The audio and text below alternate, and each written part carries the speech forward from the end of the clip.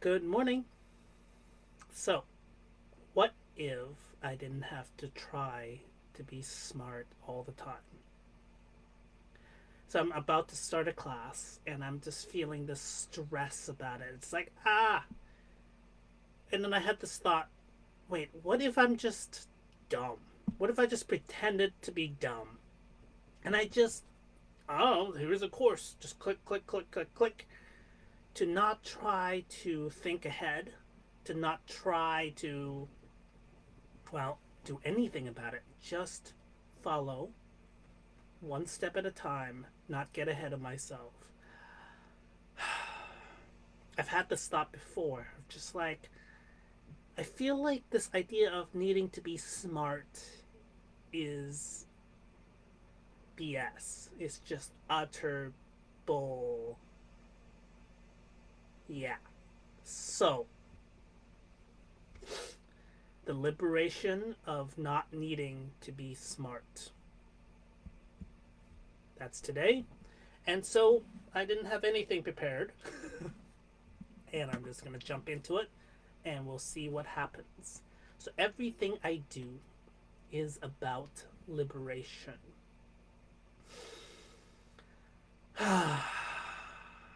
Freedom in every single form.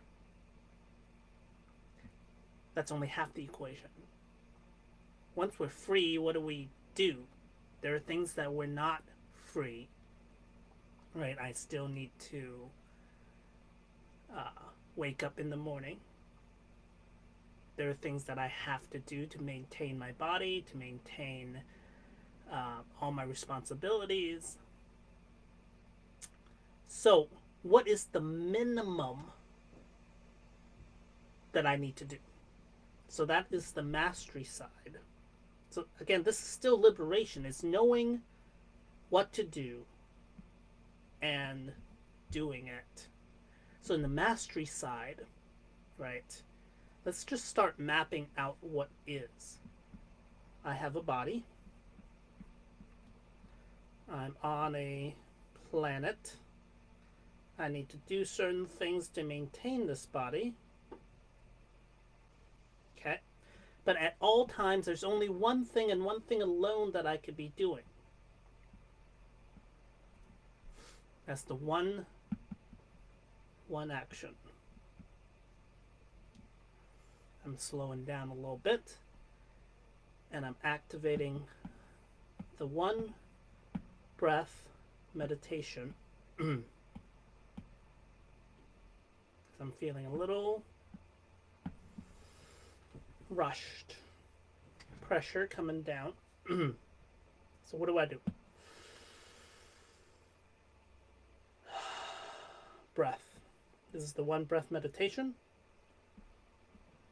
Breath. Speed. Posture. Letting go of emotional effort. Into effortless action.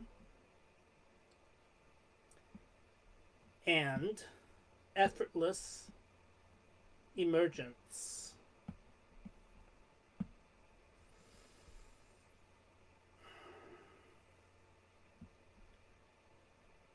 In the entirety of my life, I will never, ever get away from these 4 points.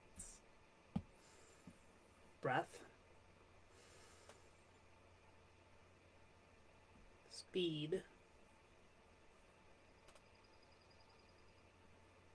posture.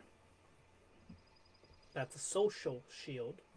When my body is in good posture, anyone who sees me will be like, oh, that person probably has their life in order, even if I don't. And then letting go of emotional effort.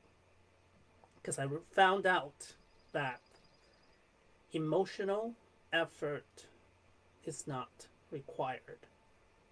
It doesn't instantly give me mastery. It does not do that. But the struggling definitely doesn't help me. It makes things worse. Makes things so we're taking off the things that actually make things worse, so that I can actually face the original problem instead of adding layers onto it.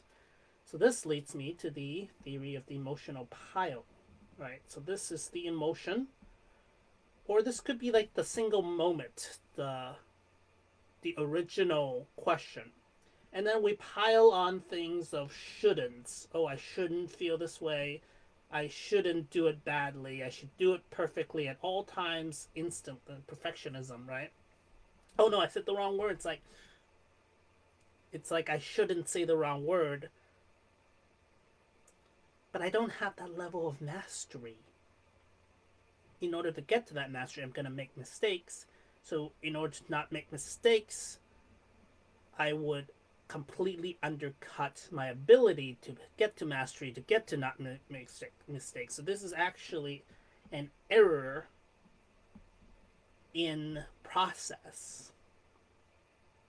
It is an emotional error, right? So, perfectionism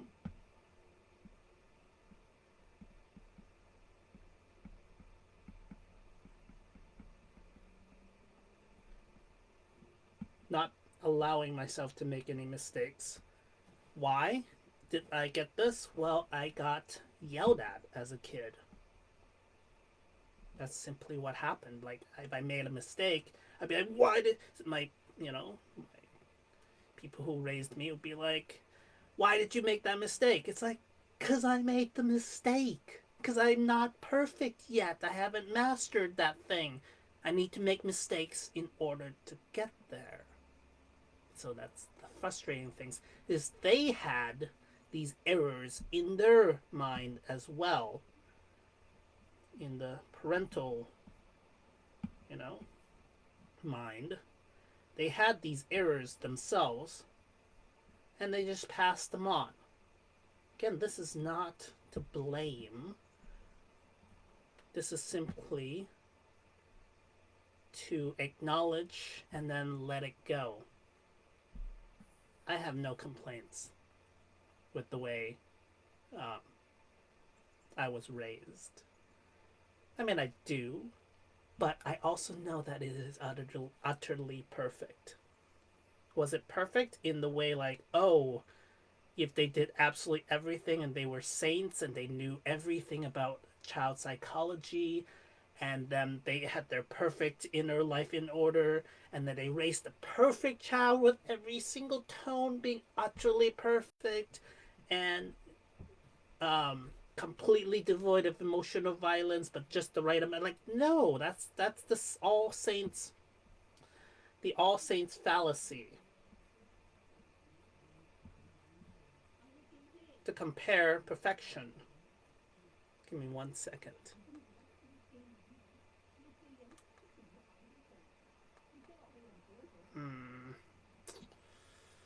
That is.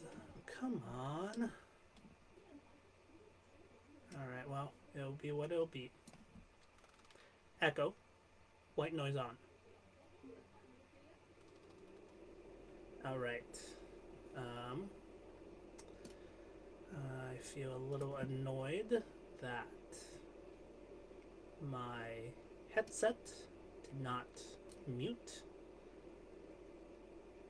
And I'm simply stating the energy that's in here. There's nothing wrong at all.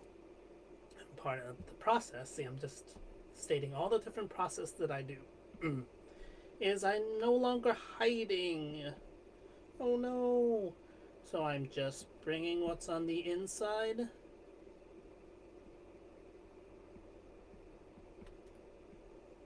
Outside.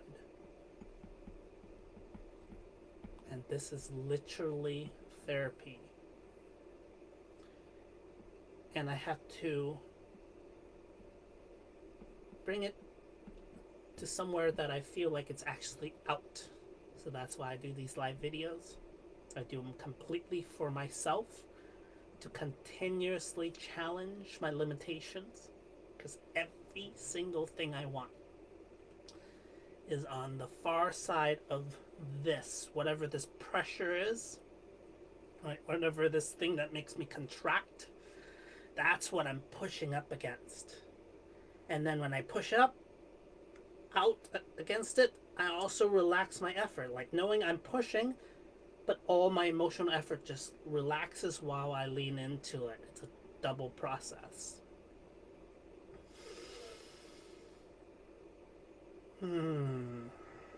Okay, so I invented Terriblism as a counter to perfectionism.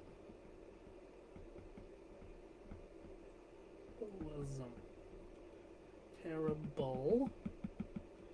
Terriblism. And then, I'm seeing. I need it to be smart. That's one of the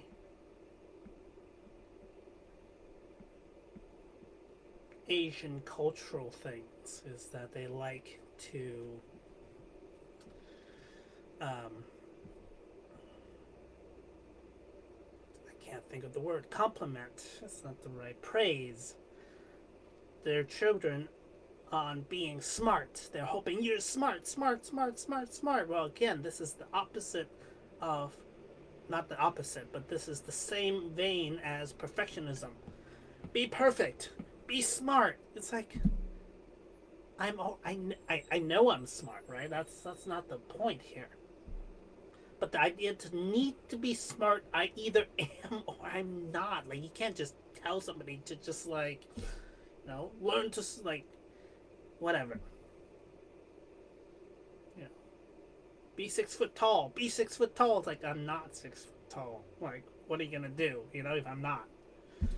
So, Terriblism and dummism. Be dumb. I don't know.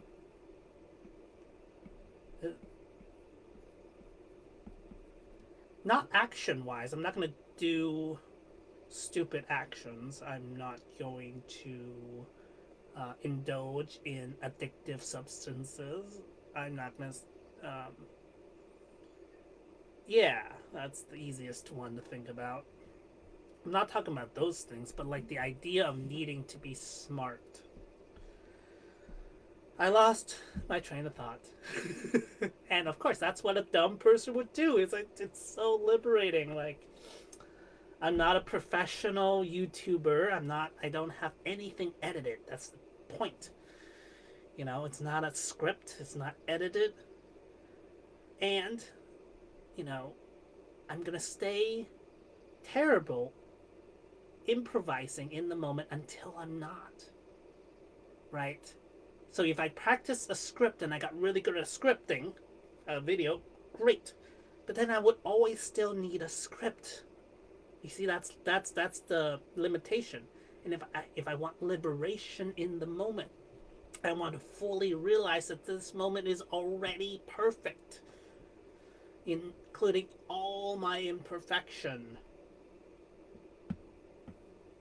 Interesting. So, let's see here. So, my parents, in their unknowingness, put their own limitations upon me. It is utterly logically absurd once you really look at it. And that's part of the challenge, is decoding the absurdity of the emotional errors, emotional illusions, without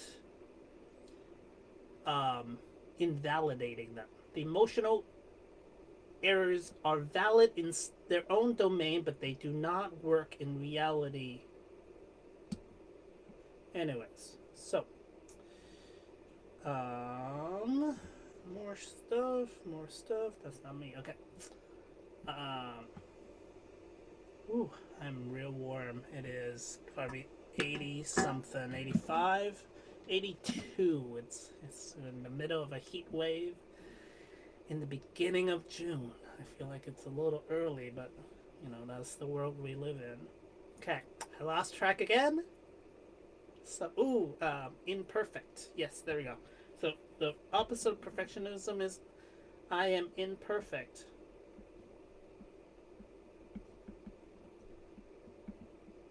Imperfect compared to what?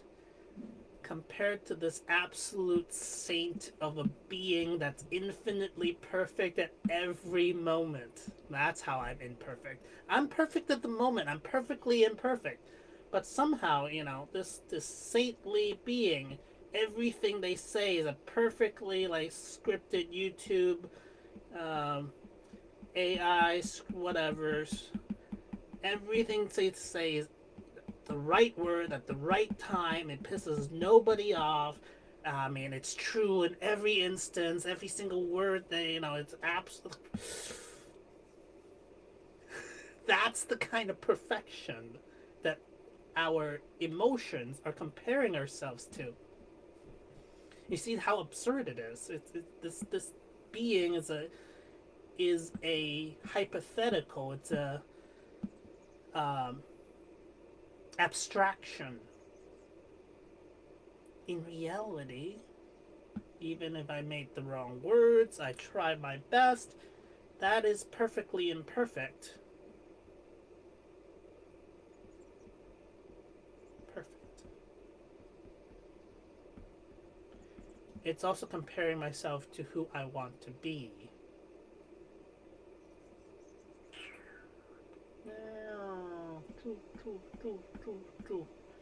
This is the being.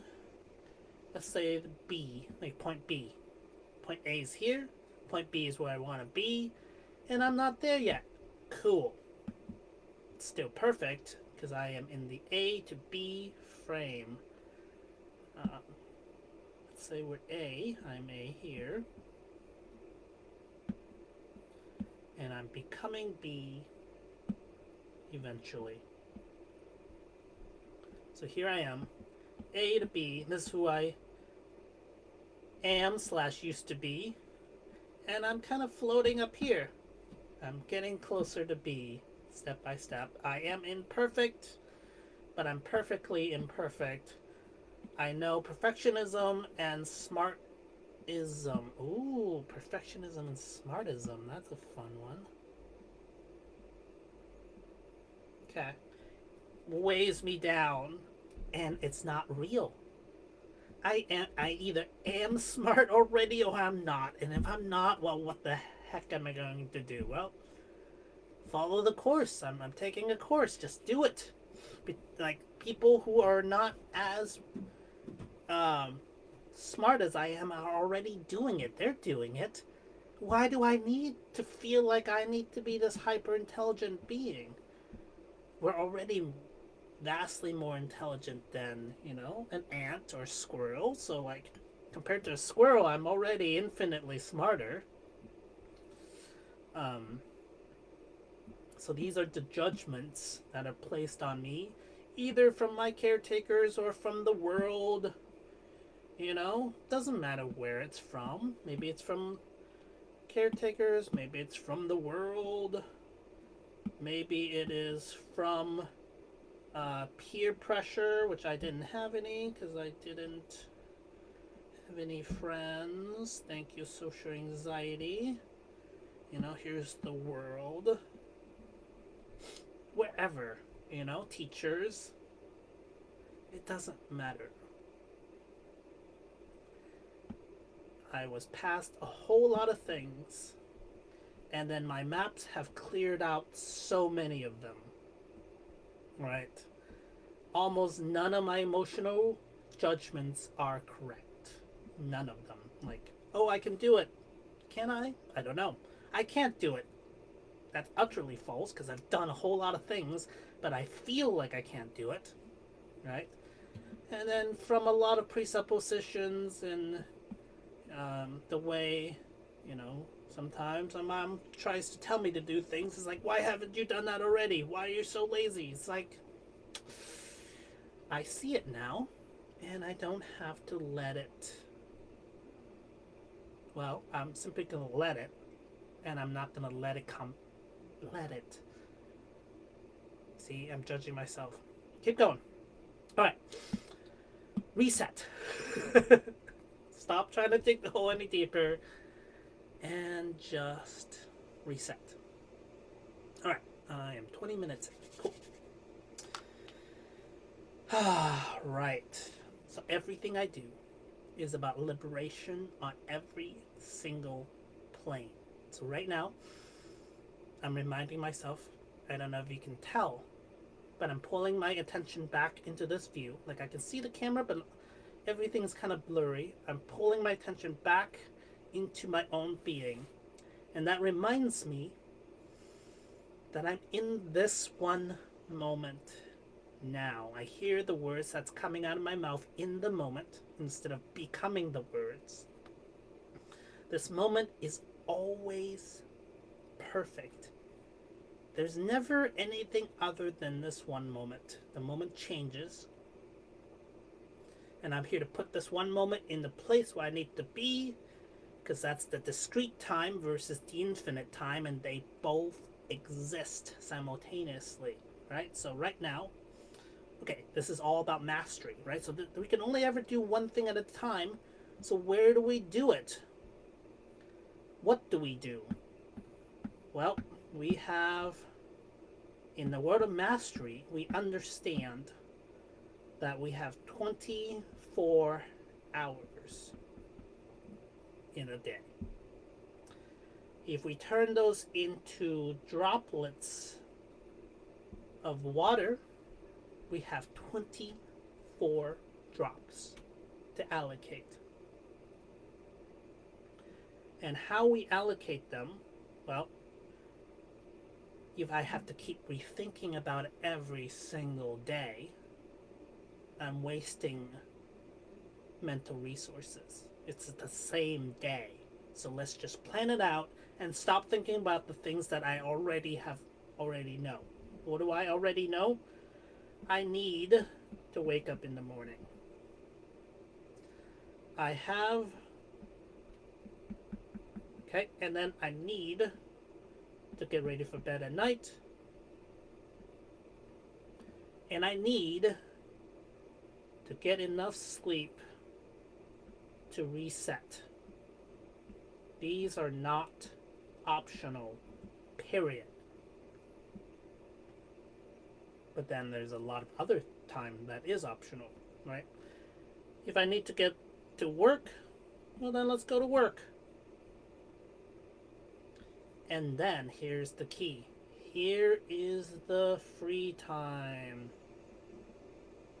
This is all that we ever have to work with.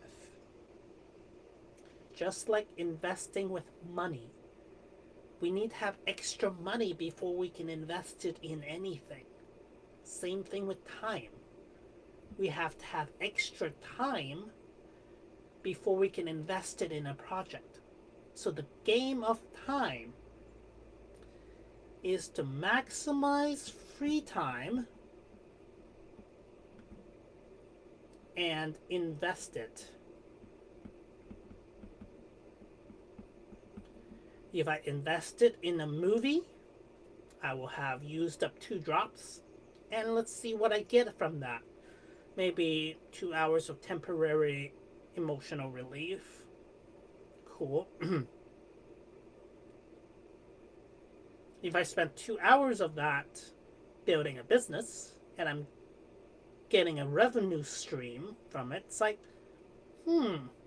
maybe that is more effective. I don't know. So anyways, this is the game of time, is to maximize our free time and invest it. Which means the things I have to do, I am crunched. I squish it as close as possible to maximize my free time. And then how do I invest it? Ooh, that's the tricky part, right? Then, where do we put that time? This is action. Okay, let's put it over here. Let's give myself a little more space.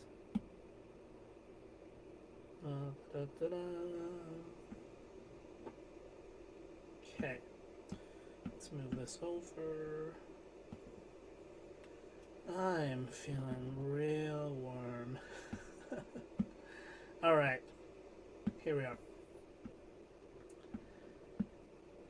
The other... Blah, blah, blah. The actions. Here's the 3 steps to success. I'm reminding myself. 3 steps. It's really just 1. Number 1. Know what to do and do it. Ta-da! But if I'm not doing that, something is stopping me, so I need to find the emotional blocks and decrease it. Decreasing emotional blocks. Number 3, increase emotional fuel.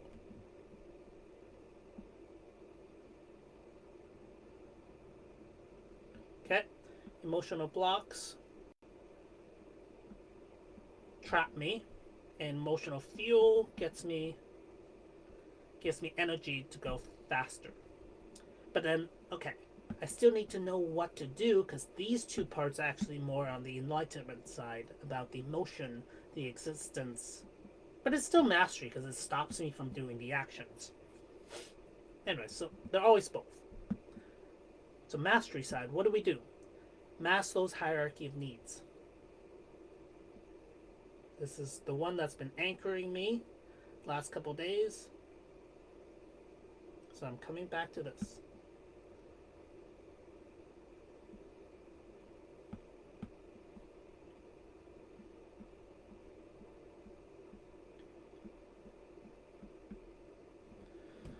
Move my keyboard. Scoot this forward. Okay.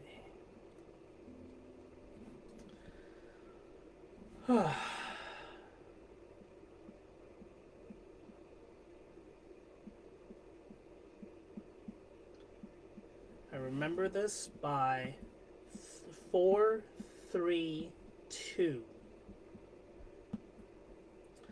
So the 4 is the very bottom, physical safety. Physical safety. So body. If I'm getting shot at, it doesn't really matter how much money I have. I need to get to a safe place. Right? Physical safety. Health. This is health. Then, just because I'm safe today, I want to be safe tomorrow. And what guarantees that in a capitalistic society is financial safety. Financial safety. So I can afford a safe place to live, to buy healthy food. So this is wealth. Then, all the money in the world will be utterly hollow if I don't have love and belonging.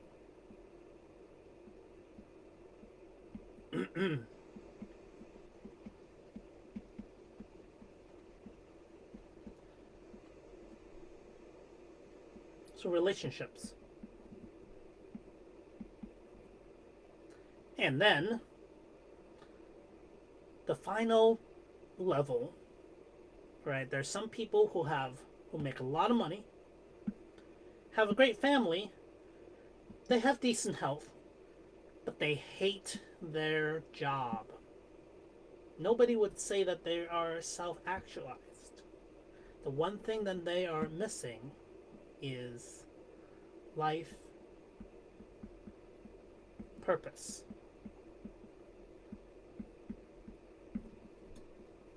Life purpose. Now look at the whole equation, right? Somebody who's doing what they love, aligned with their entire life purpose, they're getting paid for it, they have a great family, and their health is really decent to amazing. Right? How good is that person's life right now? So this is called the deficit needs line. If you're below this line, we will literally feel like something is missing from our being. This isn't a argument. This is simply the nature of the game.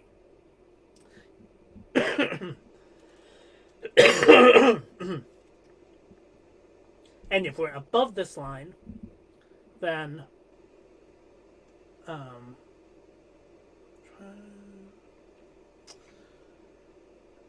I don't know why I wanted to look at the input audio, but that isn't possible to see. Okay, anyways. If we're above this line, we automatically shift into an abundance mindset, right? Let's say somebody who made a big company and they sold it. They have a lot of money. They were, what do people do? They have fun. So fun and R&R. Right? So here's a little umbrella. Maybe on a beach somewhere. Okay. Then, there's only so much play. After a while, let's say you've done it all, you've played it all. After a while, life is going to feel rather hollow. So then what do people do? They either invest in art,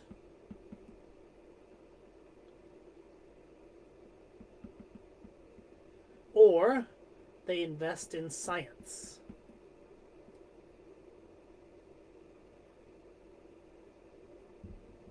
Okay? Or they work on themselves, self-actualization. Or they try to play the biggest game possible, collective actualization.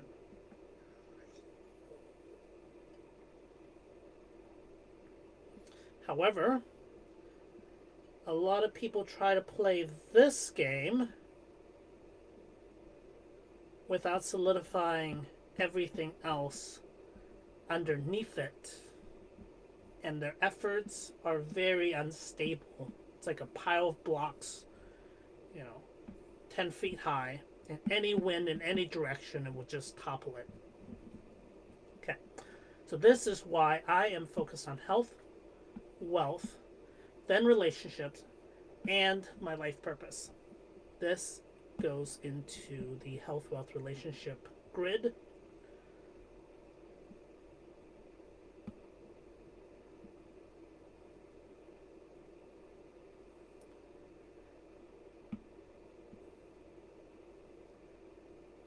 And then I ask myself, how do I get ahead? What leads to health, wealth, relationships, and then get ahead of it, right? So the first order, health, would be my physical health. How do I maintain that? Well, I developed a formula. Rest, fuel, clean, dress, exercise, stretch, and balance. Every single day I work through this equation. Even this morning. Rest. Have I got enough sleep? Yep. Cool. Next. Fuel. Everything that goes into my body, right? Any medications. I do a protein in the morning. Vitamins, so macronutrients, micronutrients, check. All right. Clean. Everything that's off my body. So I shave, hair, nails, whatever, even going to the restroom is anything from inside out of my body, right? Clean. Then dress. Well, I put on some clothes and I'm good, right? Ready for the day. And at some point during the day, I want to see if have I stretched. All right, see? And then have I exercised? And have I worked on my balance? Could be as simple as standing on my one leg for 5 minutes or a couple minutes or whatever. And if I've done all these things, like, okay, my life my health is generally maintained, short of emergencies, right? Well, let's get ahead of physical health. What's ahead of physical health? Well, mental, emotional health. And everything is like bottom left to upper right, upwards, right? So mind, and then one step behind that is my emotional health, mental health, emotional health, and let's put physical health back in here, right? And I can train something that's beyond these basics, or I can reward myself for having done something good. I can train, I can enjoy life, or if I need to, I need to fix. Let's say I broke a bone, I would need to go to the doctor and get some sort of fix. All right. I just didn't want to put it in here because it would clutter how nice that looks, right? So mental, emotional, physical, mental, emotional health leading to pause. See, always back to the one breath meditation. Always. It is the ground upon which I stand. Okay. So this is health. This is wealth. So physical wealth that I help maintain. The house that I'm in, the car that I have, maintenance, every physical asset. Then money. I use this metaphor as if I'm surfing on a block of ice. This is the money I have in my bank account. And every bill, takes off a chunk of that ice. The more ice I have, the further I can slide down the hill. Or the bigger chunks I have, the bigger the bills I have, the quicker it's going to take out my ice cube. All right? These are my physical assets, wealth, literal physical wealth. Where does my physical wealth come from? My job, career, or business. So that's my businesses, right? It has to work without me or else it's not a business. This is my job. I have to show up or else things do not happen. If I have a client, I have to show up or else it doesn't work. A business, however, can work with or without me. And that's the difference, right? So this gives me a trickle of money. And these are the systems I do to maintain that. I've since added one more thing. So these are my physical assets. This is my financial assets. This is my symbolic assets, my maps. So this is analog.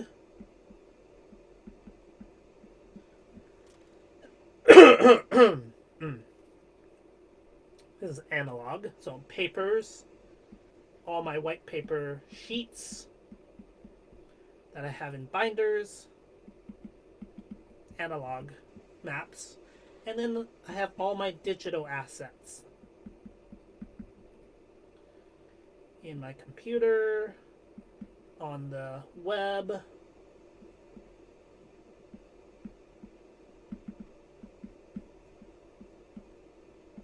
right? So these are the things that I have. And I use some of that as business to refuel. Okay. All right. Then, relationships. So these are close relationships, right? My family, my friends, my partner. Okay. Lower left is kind of the emotions of relationships. I have my boundaries, my emotional shielding. I say no to blame, shame, guilt trips. I've had that most of my life, and I'm now saying no to that. I'm not saying no to responsibility, but the blame, shame, guilt trips do not help. So I say no to that. That's my absolute shielding, and I follow 3 rules. Do not initiate harm. Self-defense is, of course, allowed. Physical self-defense. Do not make it easy for others to harm you. Lock your doors if you need to. Don't make it easy. Don't leave valuables in plain sight. And don't use threats as a tool. Okay. That's the rules that I follow. And I do not allow any emotional violence. No emotional violence. Within those boundaries, I interact with people.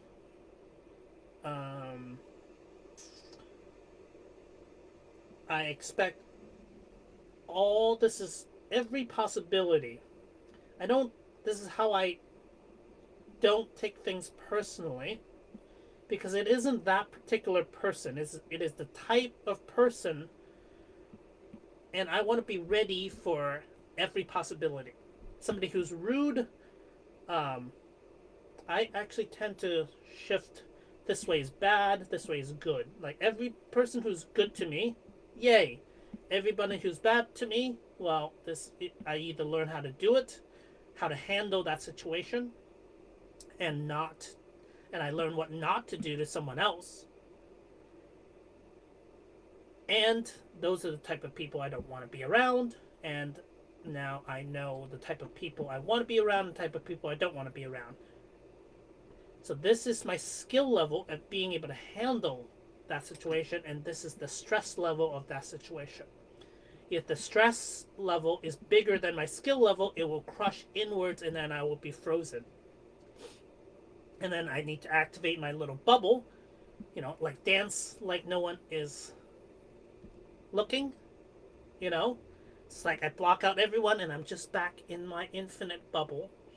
It's just me playing the game, right? It's nobody's fault out there for my own inability to hold my own bubble. Okay? Anyway, so these are close relationships when I actually meet people.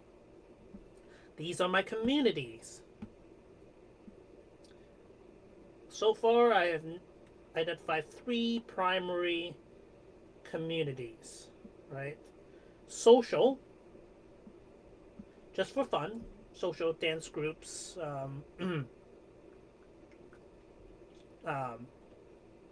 activities. We have work communities.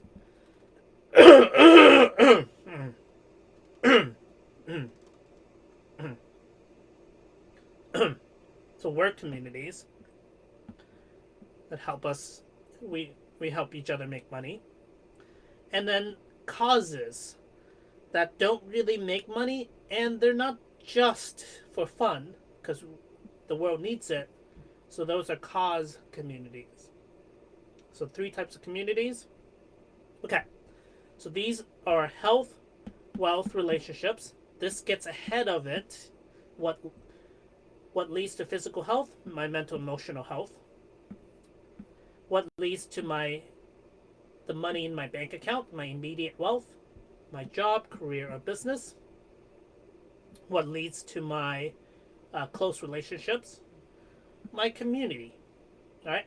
But then I ask myself, what's the highest game I can play in each of these arenas? And for health, it would be this. What if every single moment that I live was an absolute, fully embodied spirituality?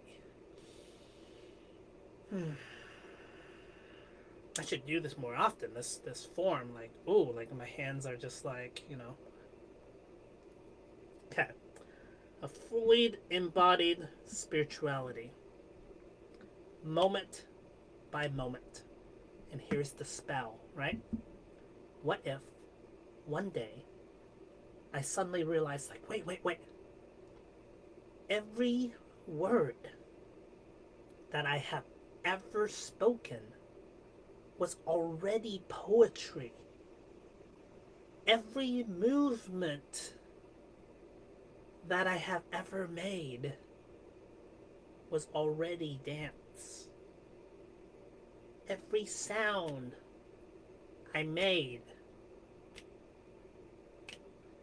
was already song. And I chained that realization moment by moment till the end of my days. Right? That is what I'm calling fully embodied spirituality. Moment by moment. While still playing the game, mastery.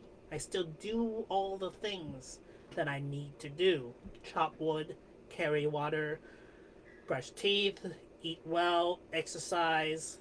I still do all the things, right?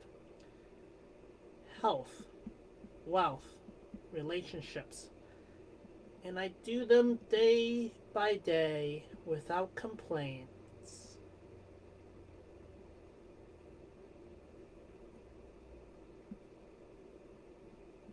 And I'm just playing the game. Play full out.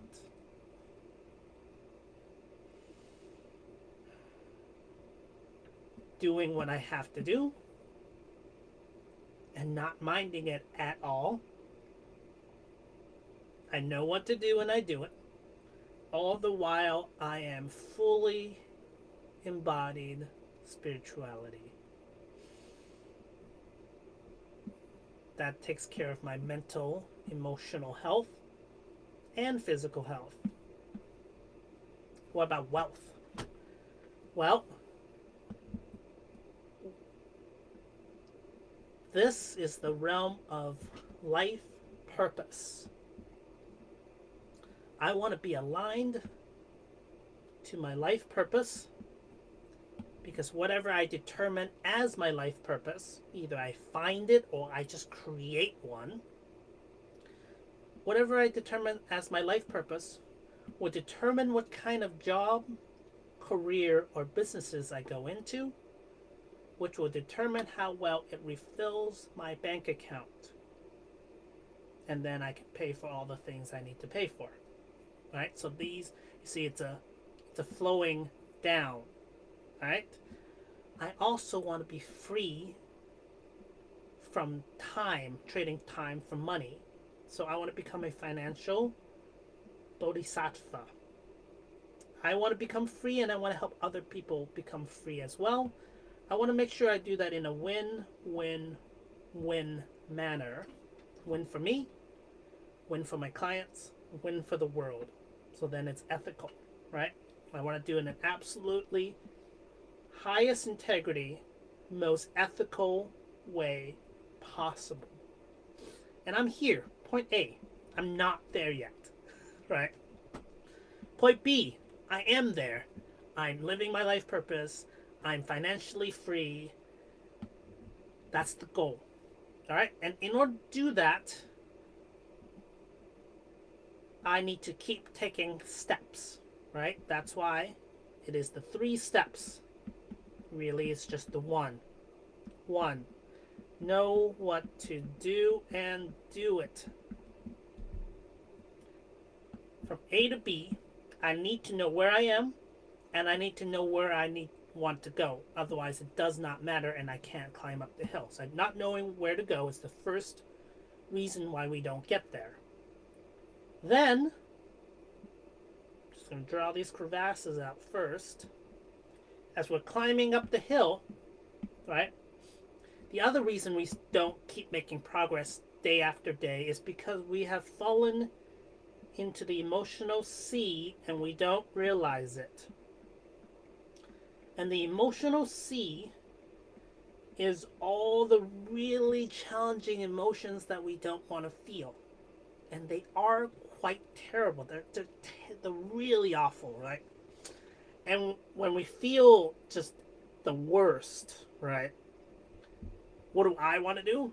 Well, I want to put on a movie. I want to put on a show. Just like relax and just be like, just give me a break, you know?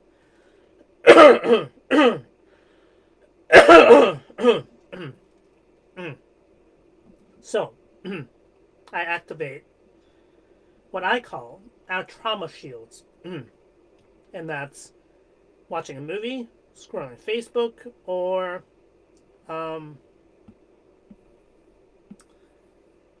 playing video games. Or I don't get out of bed at all. I just lay there and just like, oh, I don't want to get out of bed.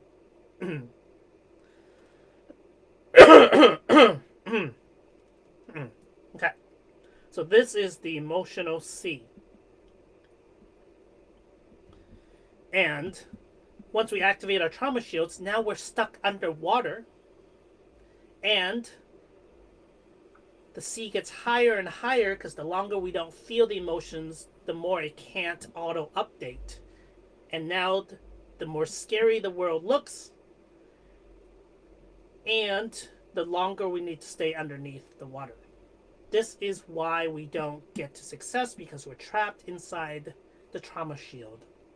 There's no blame for any of this. This is just how it is. Right?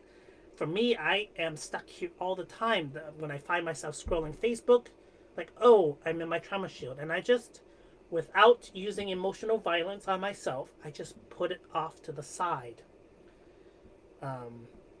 Wait. Emotional violence. No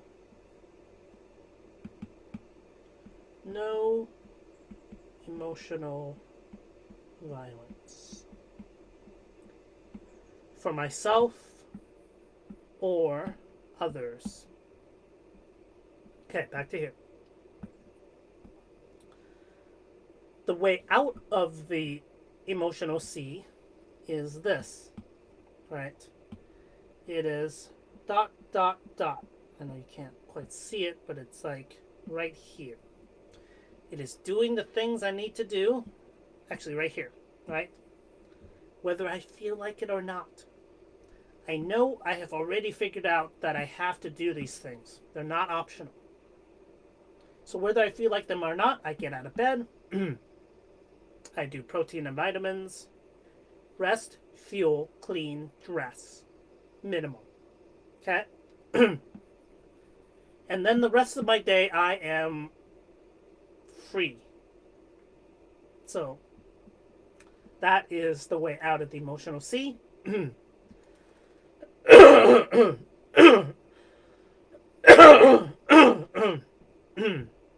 Well, I thought my throat was getting better, and it's whatever. Moving on.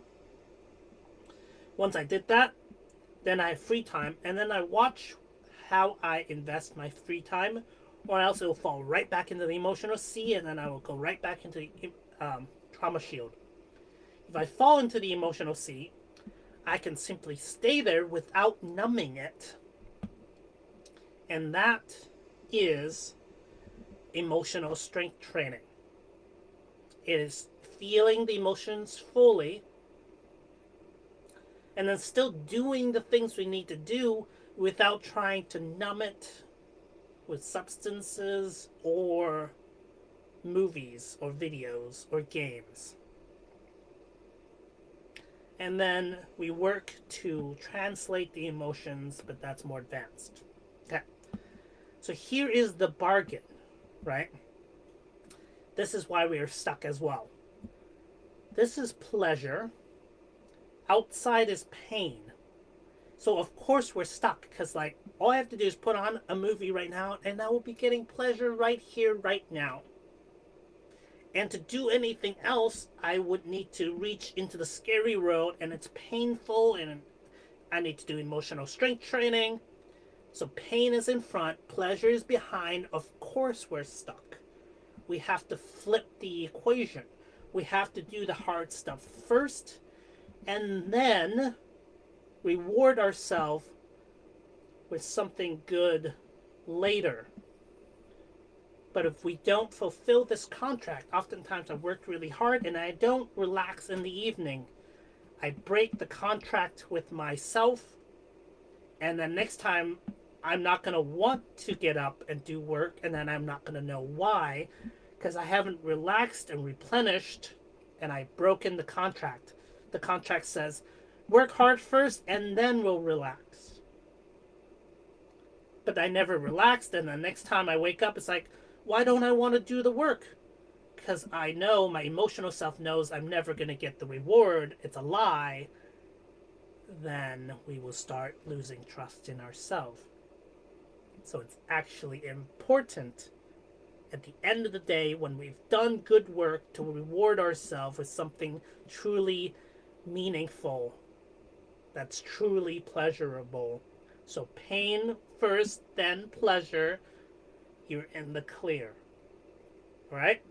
If we never do the pleasure, we are breaking the contract. So actually think of this as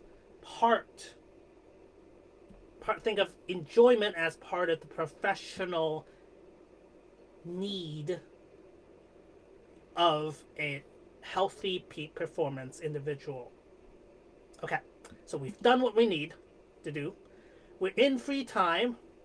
What do we do with the free time? Well, we need to push up Maslow's hierarchy of needs. If we're missing one of the tiers, right, health, wealth, or relationships, we need to solidify that. Do I need to work on my health? Do I need to work on my wealth, business? Or do I need to work on my relationships? If I'm doing wealth, I want to make sure I am aligned to my life purpose, because again, that will take me above the deficit needs line. And whatever I choose as my life purpose will determine how well it refills my bank account. So that's why whenever I'm doing wealth, I need to keep an eye on my life purpose. And is this going to free me financially? Free me from trading time for value. I want to create systems. Okay? So how do we do this? We spend time. So right here, okay, wait, come back. We're taking on a project that is worthy of our being, right? Once we solidified the basic health, wealth, relationship, we have a basic nest. But that's just the basic things we have to do. Once we get that, we can do whatever we want. Well, what do? We take on a project that's bigger than what we can handle, so we can grow. So when we actually get to that, it means we have grown. Right? And in order to do that, we're going to hit emotional blocks. Right? So step 1, know what to do and do it. Step 2, decrease emotional blocks. And to do that, we do emotional strength training. We feel the fear and we just keep walking without fighting it. We feel the fear and keep doing it anyways, right? So those kind of things. Feel the emotional blocks and decrease them by emotional strength training. All right. So we hit these emotional blocks. And I think of them like levels in the game. If we don't know these levels exist, when we hit them, everything in our being is going to tell us to go the other way, like wrong way, right? But as long as we know these levels exist, we can lean into them, be like, wow, this feels terrible, but yes, I'm leveling up, right? So what are these levels? We're at an hour, so I'm going to wrap this up pretty quickly. Distraction. If I want to become world class, I have to keep walking up this hill. If I keep doing 5 different things, if I want to become a world class cyclist, right? what would happen if I did one day basketball, one day skiing, one day golfing, right? Would I do any of those things well? So I can't be distracted if I want to become world class. So distraction. Then it's fear, like, oh my gosh, can I really do this? Is this really what I want to do? You know? And then I feel fear, I keep doing it, I do it. Then there's overwhelm. I'm in this right now. There's so many things to do. Creating a business. What do I do first? Do I create the system? Do I talk to people? Do I create a finance? Do I create a web page? I don't know, you know? So overwhelm. Overwhelm gets me afraid. I want to do something to distract myself. I activate the trauma shield, and now I'm washed out. All right. The fourth trap is boredom. If I want to become a world-class cyclist, how long am I going to be on that bike for? You know, a long time. If I give up halfway along the way, and I'm like, I'm bored, I don't want to be doing this anymore. Again, I wash out and I pick a different hill, and now I have to start all over. The goal is right here, to avoid the fifth and final trap. Right here, we are doing what we love, the life purpose, right? And we're getting paid for it. Okay? Now everything is self-sustaining, and all I have to do is just get a little bit better every single day, and eventually I will become world class. Assuming I avoid the fifth and final trap, and that's burnout or injury. Just like in sports, if I get a bad enough injury, I'm done. If I get burnt out emotionally, I'm also done. Okay. And those are the emotional reasons why we don't keep walking up the hill, because we fall into the emotional sea and we're spinning and we don't like how it feels, so we activate the trauma shields and we're stuck here.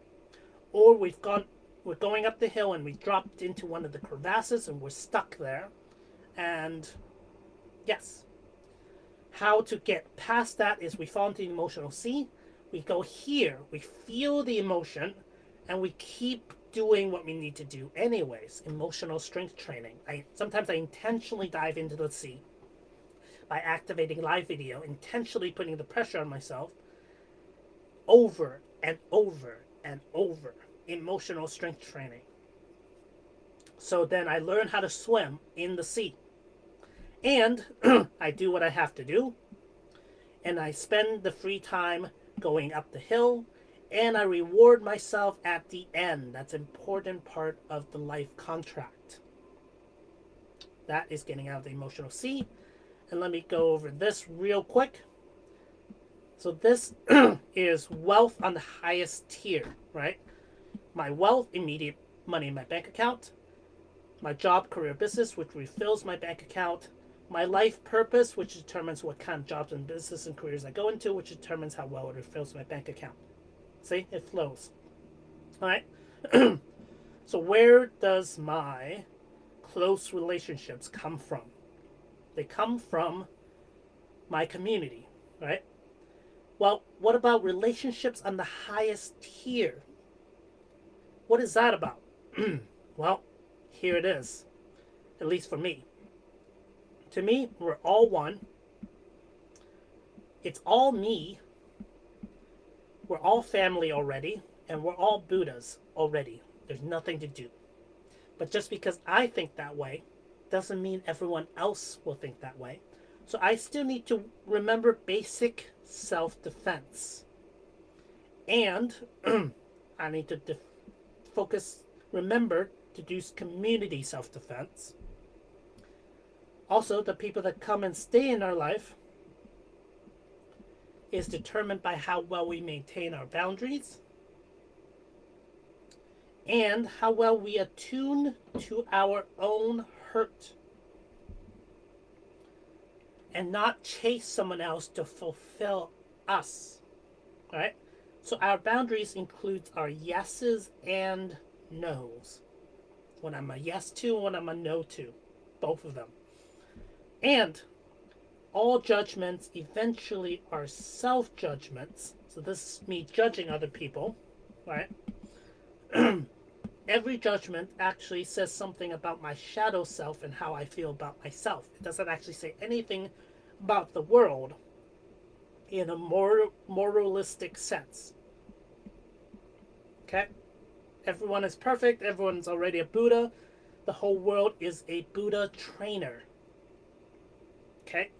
So how well I maintain my own integrity and manage my own shadows, projections, and defend myself, to an appropriate amount, and how I can still see everyone as perfect, loving, and a Buddha as an extension of myself, is how well I'm going to interact with my community, which is how well I'm going to interact with the individuals in my close relationships in my life, and that is how well it's going to maintain my entire set of all relationships. So that's health, wealth, relationships, and if I get my life purpose from my wealth creation, then it gets me above this deficit needs line. And now, what the only thing above here is just having fun, doing art, doing science, working on myself, and working on the world. Now it's all just a game of meaning and play. So that is the map of enlightened mastery and Olympic level self-coaching that I use all the time, continuously. All right. And that's it. I love you all, and I will see you next time. Bye-bye.